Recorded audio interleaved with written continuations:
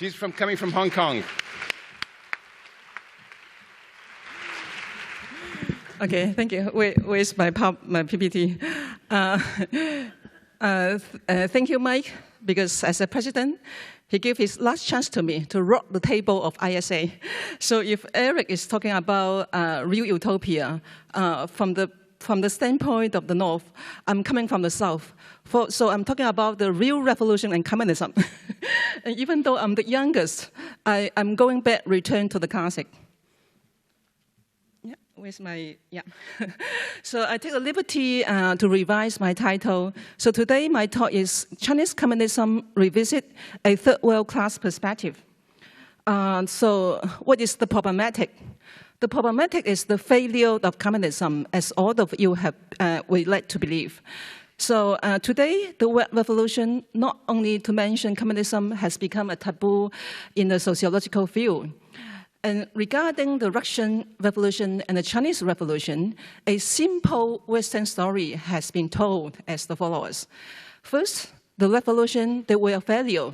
Second, this failure was caused by authoritarian party, by bureaucratic and ossified state organ, and because of this state, they control over, or the centralizing itself, and then control over the social resources. So it led to a tendency of economic development, suppression of personal freedom, and also create a sort of chaotic situation like the Cultural Revolution in China. So all these factors, they serve as common factors and provide an account of the failure of both Russian and Chinese revolution.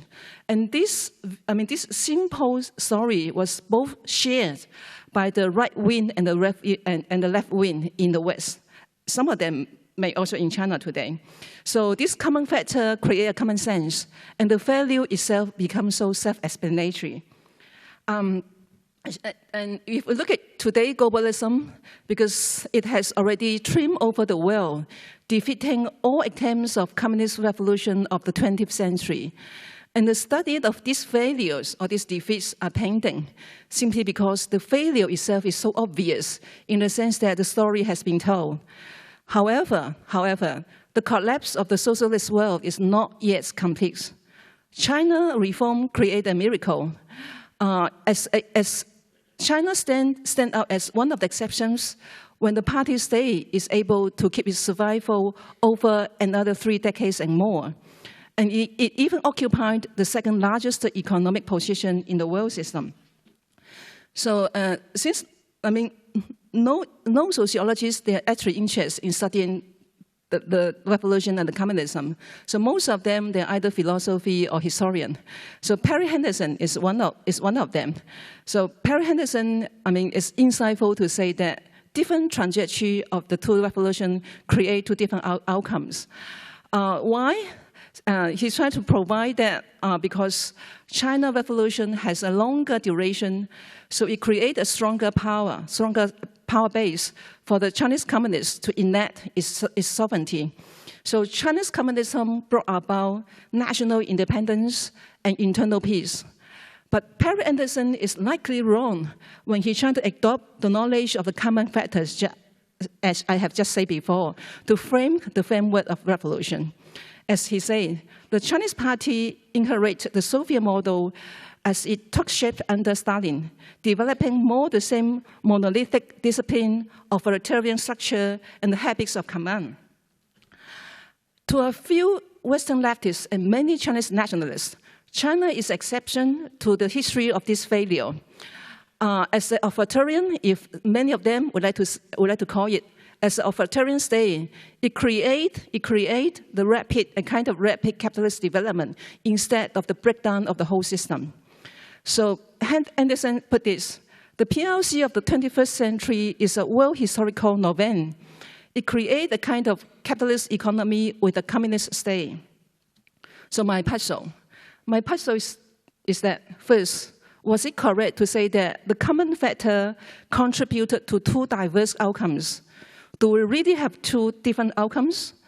If we adopt a political economy perspective, are Russia and China not predominantly state capitalism, creating similar capitalist production of relations, though one relied entirely on energy economy and the other on export-oriented industries. Second, what is the common factors about? Do we really understand it? Third, without a serious class analysis on socialist society after revolution, could we really understand this failure? So my question is that, could we really move beyond a simplified Western story on the account of communist revolution? Even though the sociology in general, they are not interested, in studying the history of revolution and communism, a few of the European philosophy that are interested in doing this. First one is Alexandre Rousseau. Looking back in the 60s, he tried to say that, the spirit of the 60s is to question the political party, the political value of the class party. And Alain Badiou, maybe some of you have heard about him. He tried to say this: we know today that all emancipatory politics must put an end to the model of a party or of multiple parties in order to affirm a politics without party. So by their critiques, the factor itself is turned to be the form. The Chinese Cultural Revolution by them was seen as the last revolution of communism, as a greatest experimental politics of moving beyond the party. However, it fails. Why? According to Badiou, he's saying this: Mao is almost a man of the party state. He wants his revolution, he wants his renovation, even a violent one, but not its destruction. Mao holds no alternative to the extent of the state, and hence ends up by a conservative project of party reconstruction. They even say this: Mao is the name of a paradox, in the sense that as a rebel in power, he tried to challenge the authority of the party. But Mao in itself is a name of the party, so it could not really create a complete collapse of the state bureaucracy. According to Badiou and Rousseau, to question the party is the spirit of the 1960s in both capitalist and socialist societies. So the party or the form matters, and the form is the default in the details. However, by questioning the party, they shift the enemy from the party in bourgeoisie to the dictatorship of the proletariat itself. There's the party. So what Mao viewed as the real enemies, the bourgeoisie hidden in the party, now becomes the form of the party organization per se. So by doing this, Badiou and Rousseau dismiss the real problem of class and the existence of class relations in socialist societies. By turning the real historical agent into an abstract form of political organization, the perspective of class is not only missing, but dismissed here. So here, the real enemy, the bourgeoisie class, slip away unobserved to the back door, and the pseudo-enemy now comes up as the form of the party or the party state per se. So the factor hetero becomes the form. So let me come back to the basic. What is a communist revolution for? In Manifesto, Marx and Engels defined the enemy quite clearly. It's the ruling classes represented by the interests of bourgeoisie and the other oppressive classes. And the immediate aim of the revolution is the formation of the proletarian into a class, overthrow of the bourgeoisie and supremacy, and the conquest of political power. And the more specific goal is to abolish private property. But how to achieve this communist goal? Marx and Engels provide a pretty direct forward answer. That is a communist revolution. And by let the ruling, as Marx say, let the ruling classes tremble at the communist revolution. The proletarians have nothing to lose but their chance. They have a will to win. If Marx and Engels did not really provide the means of revolution, Lenin is more directly to apply the theory of dictatorship of proletariat. So the means is that in order to overthrow the bourgeoisie state, we need a vanguard of the working class. That is the historical necessity for causing a violent revolution. And the party is also the historical condition for the final dissolution of the party itself and the withering away of the proletarian state. So the state, why do we need a state? The state is not somebody you want it or somebody you don't want it. The state itself is a product and a manifestation of the irreconcilability of class antagonism. So state is a product of class relation. If we stand this statement, a state is a class relation, stand to also to saying this, that a party is also a product of class relations. So the class itself already determined the existence of the state and also the party. However, unlike what Lenin has said, the proletarian state would be withering away. If we look at, in the history of the communist revolution, the party continued to stay and turn itself into a party state. So we need to ask why and what is the justification of this.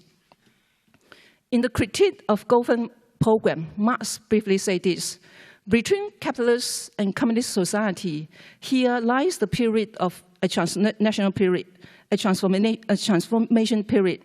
So corresponding to this is also a political transitional period in which the state can be nothing but the revolution dictatorship of the proletariat. So you can imagine all sorts of critique came when this political transitional period was not to end or was unlikely to end. So when the party state finally turns to the bureaucratic and oppressive one, the dream of communism was dashed. And it looked like an historical irony, but not only because, but why we have this historical irony, only because we are lacking a truer class analysis. It's because we really did not investigate seriously the enemies of the party, the class forces, and also we are not yet ready to prepare for a more protracted and bitter struggle after the victory of communist revolution. So my argument here is simple. Once class conflicts still exist, the revolution is not yet over, so is the party or the party state. Let us move to look at the Chinese Revolution. I will say that the Chinese Revolution of 1949 is an unfinished one. 1949 is not the final victory of the Communist Revolution. Instead, it only signals a new beginning of a new era of continuous revolution. A product of socialists in one country surrounded by strong bourgeoisie state in the new world order that create the circumstances. So by 1949, what the CCP had achieved was only national unification and the eviction of foreign imperial powers. So the transition to socialism was yet to come, including the process of withering away of the party state. Yes, this is a mission impossible, as promised by Marx and Lenin. Why again? I'm going to condemn some of you if you are really engaged in the Western left movement. I will say that if we look at the international factor, the Chinese Revolution was, even including the Russian Revolution, they were actually betrayed by the Western left movement, and hence they turned themselves become one-country socialism. So the center of revolution, they have no choice but shift to the third world context. And these third world countries, they were brought into the world's capitalism and imperialism by armed force. So the Chinese Revolution is by itself a national one and socialist one, as well as provisional and transitional. And the state, because the Western, because the proletarian internationalism was betrayed by the Western communist movement. So alone, China alone or Russia alone, the state itself is to safeguard the fruit of revolution from the enemy of the Western capitalist world. So the historical conditioning of withering away of the state or the dissolution of party state in China did not really exist. So by facing these historic limits, Mao is actually as a realistic person, he turned the dictatorship of the proletarian into people's democratic dictatorship. He actually tried to broaden the representation of the party. So, a few months before the liberation, Mao, on a famous article called "On People's Democratic Dictatorship," he said this: when classes disappear, all instruments of class struggle, parties, and the state machinery will lose their function, cease to be necessary, therefore gradually withering away and end their historical mission, and human society will move into a higher stage. However, to be overthrown is painful and unbearable, especially when we look at the Kuomintang and also the Japanese imperialism. So by creating people's democratic dictatorship, he predicted the international community are going to criticize him. So Mao said in this way: yes, you are dictatorial? My dear sir, you are right. That is just what we are. Why must things be done this way? Mao asked and answered. The reason is quite clear to everybody. If things are not done in this way, the revolution would fail, the people would suffer, and the country will be conquered. Mao further said, don't you want to abolish state power? Yes, we do, but not right now. We cannot do it yet. Why? Because imperialism still exists, because domestic reactionaries exist, because classes still exist in our country. So according to Mao, he classified the enemy into five crises. The first one is the old civic servants who work in the new government. The second is the intellectual of the old learning who prefer to have a hierarchy of society, or the liberal intellectual who believe in Western democracy. The third one is the national bourgeoisie and its supporter. The fourth one is the rich peasants. And the fifth one, and the most serious one, is the party revisionists who refuse to agree to the lines of socialist construction and mass politics. Obviously, Mao is not always correct when he tries to identify his enemy.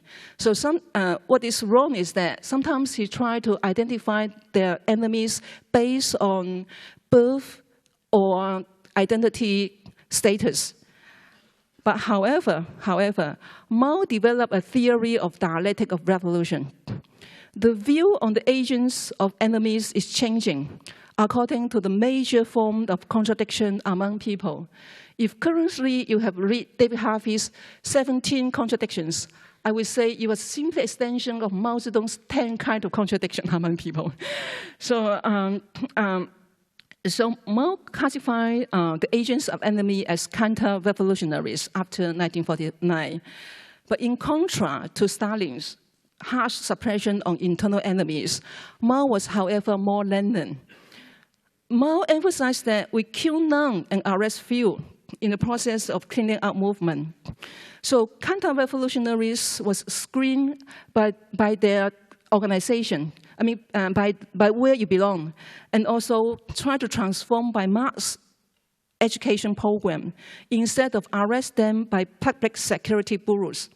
So not all the class contradiction, they were ethnicalistic in the eyes of Mao. Okay, so in contrast to Russia's way of socialist transformation, Mao insists that when we're discussing the socialist economy, we proceed from the top to the bottom, but we also add the class struggle from the bottom to the top, centering the roof and linking them together. So mass line and class struggle were the essential integrants of the socialist construction. To conclude, I'm the one who is now believe in a kind of theory of permanent revolution now. So Perry Henderson is right to say that revolution is a political act that serves to a complete overflow from below of one state order to create a new one. However, Henderson was wrong when he argued that revolution is a punctual but not a permanent process, simply because he tried to deny Mao's cultural revolution. But if my argument here is simple and direct, the factor of the failure is class struggle. The dictatorship of the party is to end the dictatorship of the bourgeoisie. And this is the historical condition that the party could be resolved in the future. Without a complete revolution, without a permanent process until its completion, the power of the bourgeoisie in whatever form, whether you would like to name it as platform, as network, I mean, they will come back always. So in China, the class power come back with the historical circumstance today. It presents itself largely and simplifies itself as conflict between bureaucrats and the mass in post-socialist period. In fact, they are class conflict in nature. Mao's contribution is the theory of permanent revolution. By permanent revolution, Mao's tried to help transform a concept of man and society and the universe in the ceaseless and unending flux, which has no real parallel in Soviet thought. And the climate of Chinese revolution is cultural revolution. The failure of it is the failure of class struggle. So the return to order by dense politics is not because of the persistence of the party state itself. The failure itself is concrete class struggle between the ruling cadre and the masses, between factory management and workers, and also between school management and students, and etc. So the strengthening of the bureaucratic organs and the restoration of the party state over the society was a victory of the party revisionalists and the state elites who now control over means of production in the name of collective ownership and socialist market economy. They are the real people, not to be understood as abstract form of the dictatorship of proletarian or kind of authoritarian state. The concept of the working class itself, even though some of you will say it's outdated, but let me tell you, itself is not problematic. The problem lies exactly at the core that the lacking of working class power to challenge the bureaucracy or the state organ is now controlled entirely by the bourgeoisie. So class enemy still exists. Class relations still exist, enemies survive. The ideal of communism was largely vanished, but not the struggle of it. When China becomes a global center of capital and all sorts of class conflicts come to China, in the long term, China will become a global center of revolution. Thanks to you.